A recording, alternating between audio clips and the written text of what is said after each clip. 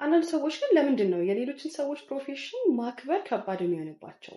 ሙያውን ለሙያተኛው መተውስ ለምንድነው ያን ያክል ከባድ የሚሆነው?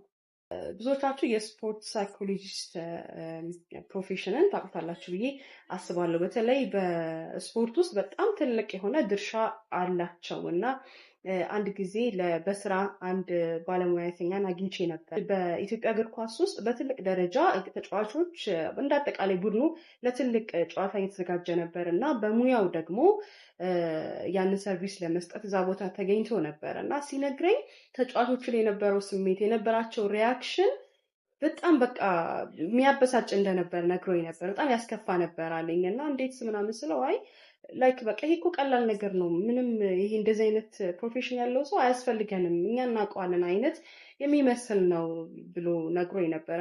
በውጭው በነገራችን ላይ የስፖርት ሳይኮሎጂ ወይም ስፖርት ሳይኮሎጂስቶች በጣም ነው የሚከበሩት እና በእያንዳንዱ በስፖርት ውስጥ ትልቅ ድርሻ አላቸው። እያንዳንዱ የእግር ኳስ ክለቦች የስፖርት ሳይኮሎጂስት አላቸው እና በተለይም ደግሞ እንደ ቀላል እንዳትመለከቱ። ተጫዋቾች ጉዳት ሲያጋጥማቸው አንዳንድ ጊዜ አይደለም ትልልቅ ጉዳቶች የእግር ስብራት ሊሆን ይችላል፣ የኤሲኤል ጉዳቶች ምናምን ሊሆን ይችላል። እነሱን ይቅርና ይሄ ለሳምንታት የሚያቆዩ ጉዳት እንኳን ሲገጥማቸው የነዚህ የስፖርት ሳይኮሎጂስቶች ሚና በጣም በጣም ትልቅ ነው። አንድ የሜዲካል ስታፉ ለተጫዋቾች ሪከቨር ማድረግ እንዳላቸው ሚና ሁሉ እነዚህ ስፖርት ሳይኮሎጂስቶች በዚህ ተጫዋቾች ከጉዳታቸው ሪከቨር በሚያደርጉባቸው ሰዓቶች ሁሉ ድርሻቸው በነገራችን ላይ በጣም ትልቅ ነው። ምክንያቱም ተጫዋቾች ፊዚካሊ ሪከቨር ብቻ አይደለም የሚያደርጉት፣ ሜንታሊ በጣም ነው ስትራግል የሚያደርጉት። አስታውሳችሁ በኢትዮጵያ ፕሪሚየር ሊግ ላይ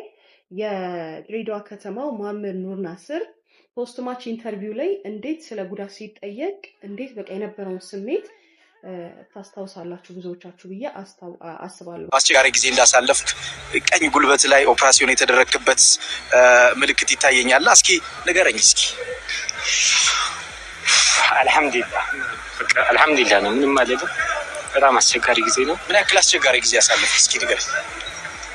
ሶሪ አንድ ተጫዋች በጣም ቶፕ የሚባል ፐርፎርማንስ እያሳየ ባለበት ሰዓት ላይ ከሆነ ያን ኢንጁሪ ያጋጠመው አስቡት እንግዲህ። ምክንያቱም ከጉዳቴ ስመለስ በዛ ብቃት ላይ ይገኛለሁ ወይ የሚል ሀሳብ ይኖርበታል።